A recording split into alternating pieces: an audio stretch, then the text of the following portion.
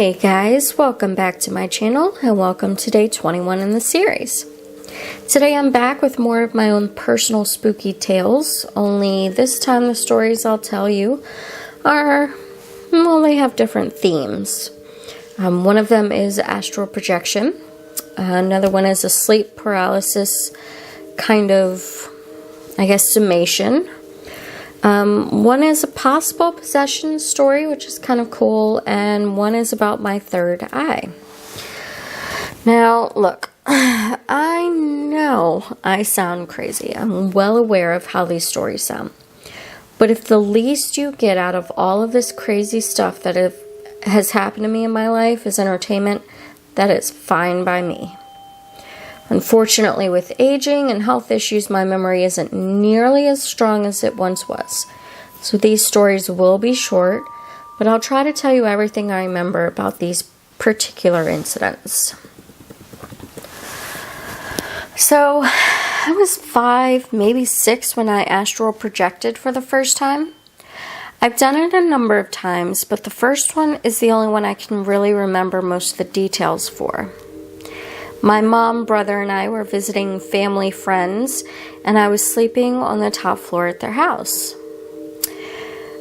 I remember sort of floating up towards the ceiling, and then I turned my head to look back down at the bed. I saw myself asleep, and then I flew. Mind you, I was very young at this time, so this felt like flying to me. I flew into the hallway and stopped at the top of the steps. I didn't realize I wasn't standing on the floor, so I worried about falling down the steps. When I went to take the first step down, I kind of floated slowly down the steps as if gliding on air, and finally landed in the living room. I even remember that ugly brown and yellow floral print couch that was in the living room. I don't really remember anything else from that particular adventure. Also, for most of my sleep paralysis episodes, I'm constantly fighting something in my dreams. And I'd say that 99% of that time I'm fighting demons or ghosts. And it's always that the demons or ghosts are trying to hold me down and keep me where I am in the dream. Not really sure what that's all about. But yeah, those sleep paralysis dreams can be terrible, especially when you add in seeing these demons and ghosts around your bed as you fight to wake yourself up. If you've had sleep paralysis before, you know what I'm talking about. My possession story is a little bit longer.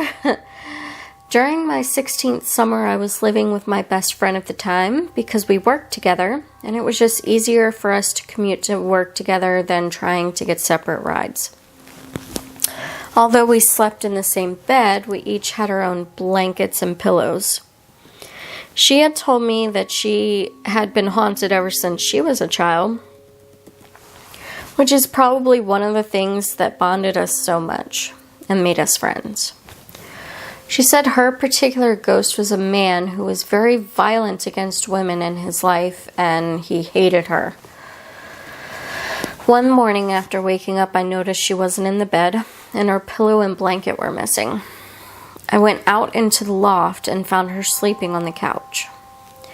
I woke her up and asked her why she was out there, and she asked me if I remembered anything in particular from the previous night.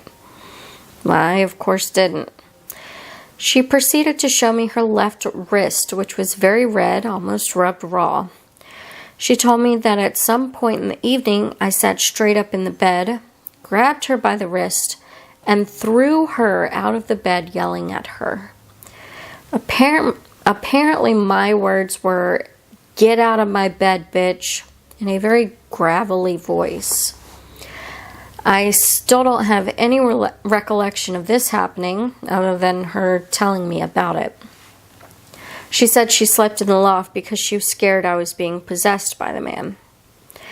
I'd also like to point out that at the time I was only 4'9" and weighed no more than 100 pounds, whereas my friend was bigger. It's crazy that I managed to throw her from the bed with one hand, much less at all. Okay, and the last one is about my third eye. I've always been able to see things that aren't visible to the naked eye or sense things around me. Especially when I was younger, I would be able to see people around me when I had my eyes closed. But probably the one time I did that stands out most to me was when I was around 13. I was taking a bath and had gone totally under the water to wash the shampoo out of my hair. But even with my eyes closed, I could sense someone was standing over the tub watching me.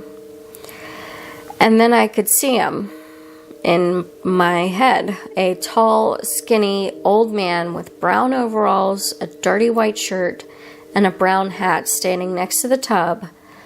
He was bent over it so his head was closer to the water and he was staring at me. It wasn't a happy stare. It was a stare of malcontent. He didn't want me there. I sat up quickly, rubbing my eyes, and looked, but of course no one was there. I felt his particular presence staring at me throughout the years when I'm trying to go to sleep or I'm lying down watching a movie. It's not constant, but he keeps his presence known enough that I can never forget his face. I don't think he likes me that much, which is fine since I'm not particularly fond of him either. Anyways, that's gonna be about all from me today. Thank you guys so much for watching. Links to the playlist and my Instagram are in the description box below. You know the spiel. Sleep sweet.